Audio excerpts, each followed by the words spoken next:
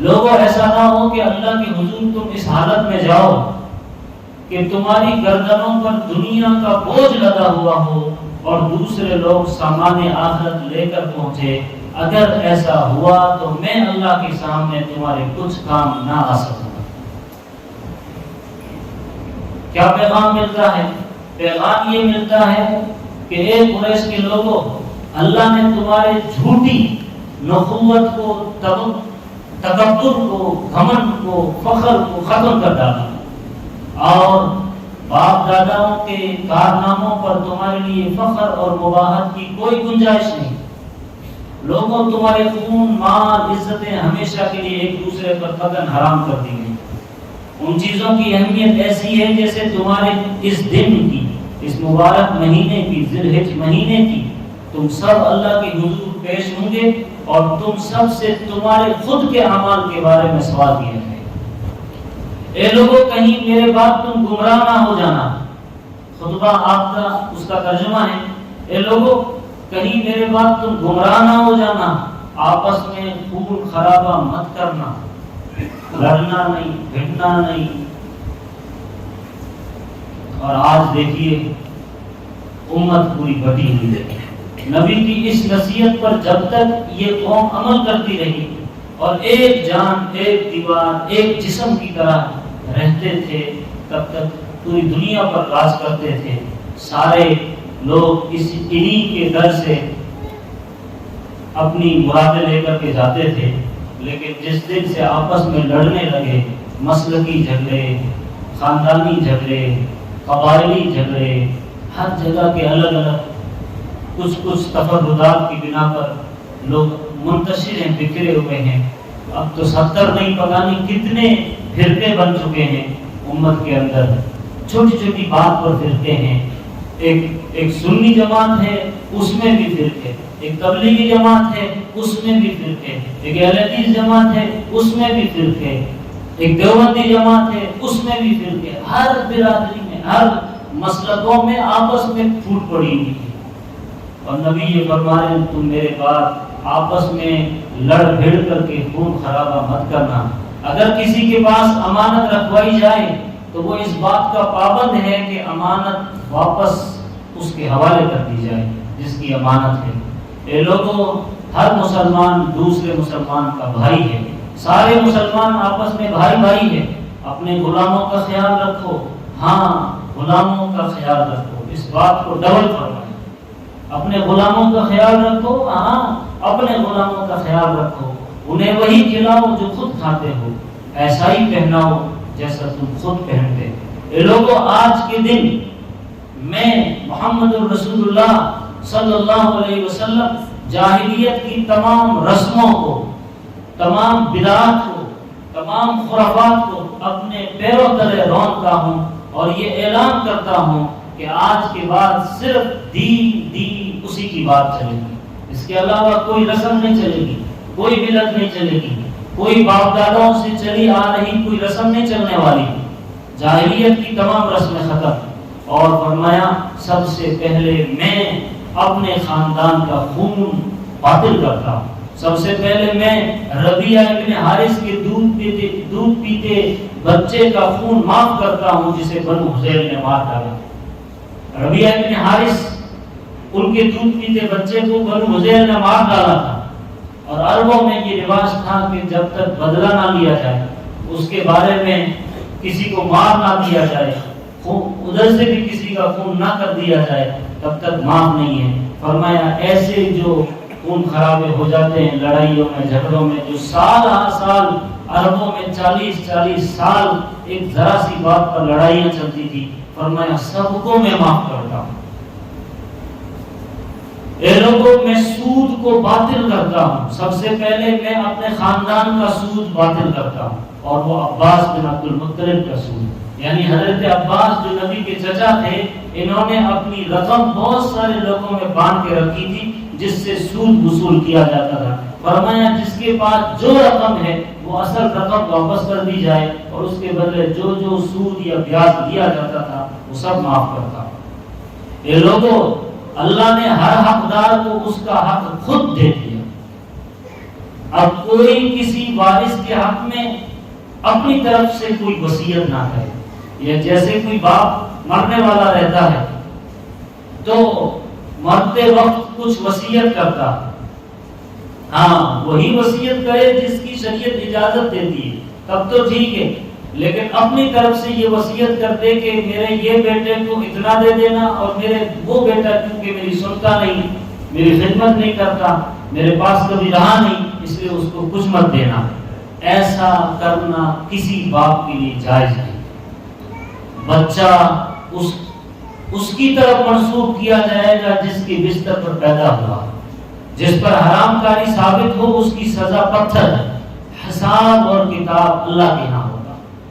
یعنی جو کوئی اپنا نسب بدلے گا یا کوئی بیٹا اپنے آقا کے مقابلے میں کسی اور کو اپنا آقا ظاہر کرے گا، اس پر اللہ کی لعنت. یعنی کوئی بیٹا، کوئی غلام، کوئی بچہ جس کا ہے اسی کی طرف نسبت کرے، اس کے علاوہ کسی اور کو باپ بنائے گا، فرمایا اس باپ پر اور اس باپ بنانے والے پر دونوں پر خدا کی لعنت. قرض قابل ادائی ہے، جس نے قرض لیا ہے وہ قرض ادا کر دیا جائے. عاریتاً ادھار لی ہوئی چیز واپس کرنی چاہیے، تحفے کا بدلہ دینا چاہیے. جو کوئی کسی کا ضامن بنے گا وہ تاوان ادا کرے گا. کسی کے لیے یہ جائز نہیں کہ وہ اپنے بھائی سے کچھ لے سوائے اس کے جس پر اس کا بھائی راضی ہو. ہاں بھائی راضی ہو جائے، کوئی چیز دے دے، معاف کر دے، یا یہ کہے کہ ہاں کوئی بات نہیں میرے پاس تھوڑا رہنے دو، آپ زیادہ لے لو، راضی خوشی کوئی لین دین کر لیتے ہیں وہ الگ بات ہے. لیکن بھائی راضی نہیں اور بڑا بھائی چھوٹے بھائی سے زیادہ اپنی طرف سے اپنا من بنا کر کے لے لے، فرمایا یہ جائز نہیں. خود پر اور ایک دوسرے پر زیادتی نہ کرو. فرمایا عورت کے لیے جائز نہیں کہ وہ اپنے شوہر کا مال اس کی بغیر اجازت کسی کو دے دے. شوہر کی بغیر اجازت عورت پر یہ جائز نہیں ہے کہ وہ اپنا مال یا شوہر کا مال کسی اور کو دے دے بغیر اس کی اجازت. دیکھو تمہارے اوپر تمہاری عورتوں کے حقوق ہیں، اسی طرح ان پر تمہارے حقوق واجب ہے. عورتوں پر تمہارا حق یہ ہے کہ وہ اپنے پاس کسی ایسے شخص کو نہ بلائیں جسے تم پسند نہیں کرتے، اور وہ کوئی خیانت نہ کرے، کوئی عام کھلی ہوئی بے حیائی نہ کرے. اگر وہ ایسا کریں گے تو اللہ کی جانب سے اس کی اجازت ہے کہ تم انہیں معمولی سزا دو. یعنی عورت ایسے آدمی کو گھر میں آنے دیتی ہے جسے شوہر پسند نہیں کرتا، فرمایا تم پھر معمولی سزا دے سکتے ہو. اگر وہ باز آ جائیں تو انہیں اچھی طرح کھلاؤ پلاؤ. یاد رکھو ایسی باتوں میں جو کوئی غلطی عورت سے ہو جائے، آدمی سے ہو جائے، کسی سے بھی ہو جائے، بہو سے بھی ہو جائے، معاف کر دینے کے بعد، اچھے سے رہنے سہنے کے بعد، پھر لمبی عمر جینے کے بعد وہ پرانی غلطی نکال کر، پرانی بات نکال کر بار بار کسی عورت کو یا کسی آدمی کو آر دلانا یہ حرام ہے کہ تو ایسی ہے، تو ویسا ہے، تو نے یہ کیا، تو نے وہ کیا. اس سے رشتے اور بگڑتے ہیں. جو چیز معاف کر دی، جو چیز رفع دفع کر دی، اس کو بار بار پورے ڈالنا چاہیے.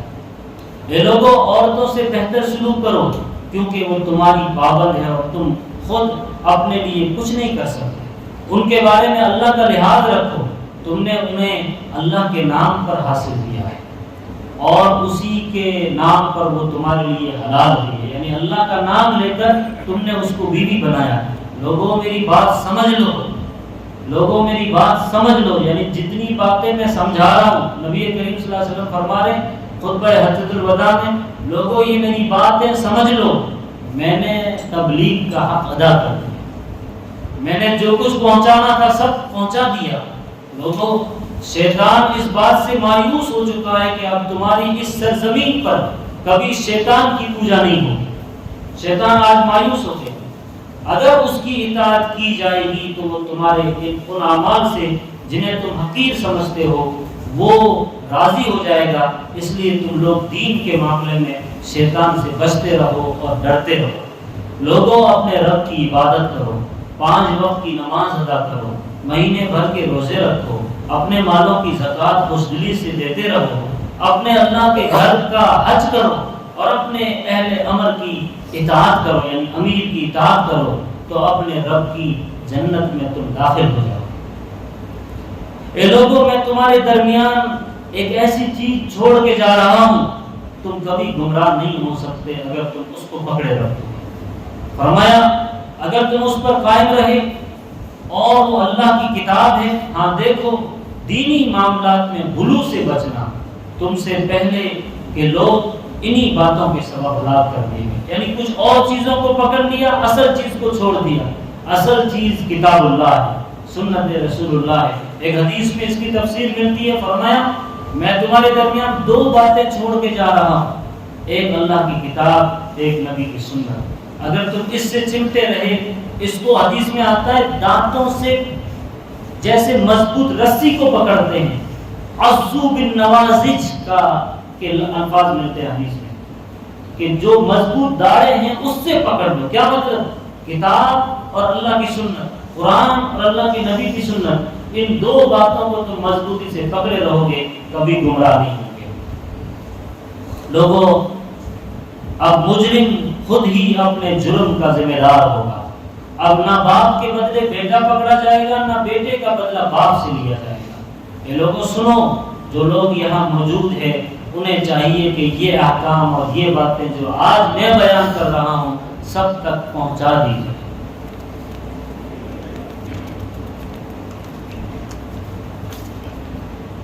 اے لوگوں، تم سے میرے بارے میں اللہ کے یہاں سوال کیا جائے گا، بتاؤ تم کیا جواب دو گے؟ تو سارے لوگوں نے یہ جواب دیا، یا نبی اللہ، آپ کو جو کام دے کر اللہ نے بھیجا تھا وہ کام آپ نے پورا کیا، جو تبلیغ یا جو باتیں بتانی تھی آپ نے وہ پوری ہم تک پہنچا دی۔ جب لوگوں کی طرف سے یہ مل گیا، گواہی مل گئی، تو آپ نے شہادت کی انگلی آسمان کی طرف اٹھائی اور اللہ سے کہا، اے اللہ تو گواہ رہنا، لوگ میرے بارے میں کیا بول رہے ہیں، اے اللہ تو گواہ رہنا، لوگ میرے بارے میں کیا گواہی دے رہے ہیں۔ اس طرح آپ نے یہ 3 مرتبہ ارشاد فرمایا، اے لوگوں گواہ رہنا، اے لوگوں گواہ رہنا، اے لوگوں گواہ رہنا۔ یہ 9 ذی الحج سن 10 ہجری 6 مارچ سن 632 عیسوی کو، یعنی آج 2023 چل رہا ہے، 632 عیسوی کو یہ خطبہ دیا گیا، اور اس میں یہ تمام باتیں نبی کریم صلی اللہ علیہ وسلم نے ارشاد فرمائی۔ حقوق انسانی کا ایک بہترین اولین منشور آپ نے تمام لوگوں کے سامنے رکھا۔ اب آپ کے سامنے دنیا والے جو پارلیمنٹ میں بل لاتے ہیں، حقوق لاتے ہیں، وہ بھی تفصیلات یہاں پر کچھ باتیں میں لکھ کے لایا ہوں، لیکن وقت نہیں ہے کہ جب دنیا والے حقوق انسانی کے لیے کچھ قانون لائے تو اس کا کیا رزلٹ رہا، اور جب نبی کریم صلی اللہ علیہ وسلم یہ باتیں لے کر کے آئے اور دنیا والوں کے سامنے رکھا تو اس کا کیا رزلٹ رہا۔ مختصر یہ ساری باتیں پھر سے میں ریپیٹ کرتا ہوں جو نبی نے ارشاد فرمائی۔ انسانی جان، مال، عزت، آبرو، اولاد کا تحفظ، امانت کی ادائیگی، قرض کی واپسی، جائیداد کے تحفظ کا حق، سود کے خاتمہ کا تاریخی اعلان، پرامن زندگی اور بقائے باہمی کا حق، ملکیت، عزت نفس، منصب کے تحفظ کا حق، انسانی جان کا تحفظ، قصاص اور دیت کے قانون، قانونی مساوات کا حق، نسلی تفاخر اور طبقاتی تقسیم کا خاتمہ، عورتوں کے حقوق کا تاریخی اعلان، غلاموں کے حقوق کا انقلابی اعلان۔ خطبہ حجۃ الوداع کی اہمیت کا اندازہ اس سے لگایا جا سکتا ہے کہ جس شہر، جس خطے میں 23 سال پہلے نبی کریم صلی اللہ علیہ وسلم کی رشد و ہدایت کے پیغام کو لوگوں نے جھٹلایا تھا، اب اسی شہر میں 1,20,000 سے زائد افراد نبی کا خطبہ سن رہے تھے۔ اس تاریخ ساز خطبے میں کیے گئے تمام اعلانات، ہدایات، تعلیمات پر حضور کی حیات طیبہ ہی میں عمل کیا گیا، اور حضور کے بعد خلافت راشدہ اور اموی عہد میں جس طرح عمل کیا گیا، تاریخ اسلام کے اوراق میں اس کے ترجمان ہیں۔ خواتین اور غلاموں کے حقوق پر نظر ڈالی جائے تو محسوس ہوتا ہے کہ نبی کے عہد مبارک میں حضرت بلال حبشی، حضرت سلمان فارسی مشاورت میں قریش کے اکابر کے ساتھ شریک ہوتے تھے۔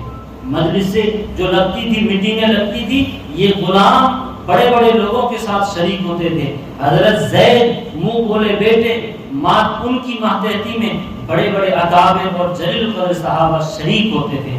آگے چل کر اسلامی دور میں غلام سپہ سالار بنے، لیڈر بنے.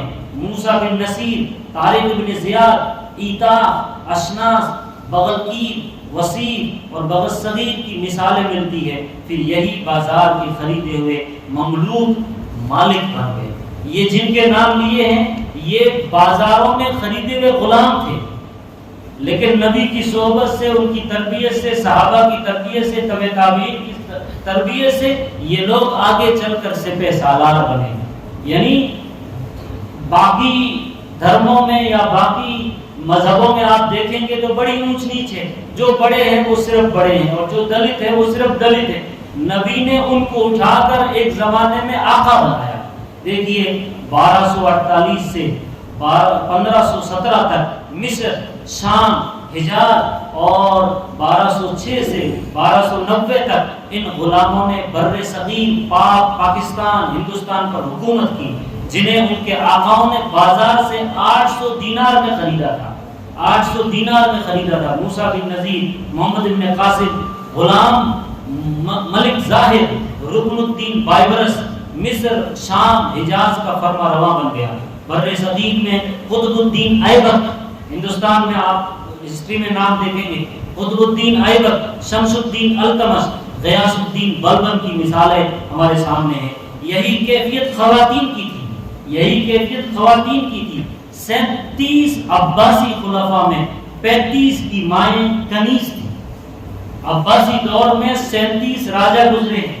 ان 37 عباسی خلفاء میں 35 کی مائیں کنیز تھی، جنہوں نے ابو جعفر منصور، ہارون الرشید، مامون الرشید، معتصم باللہ وغیرہ جیسے خلفاء کو جنم دیا.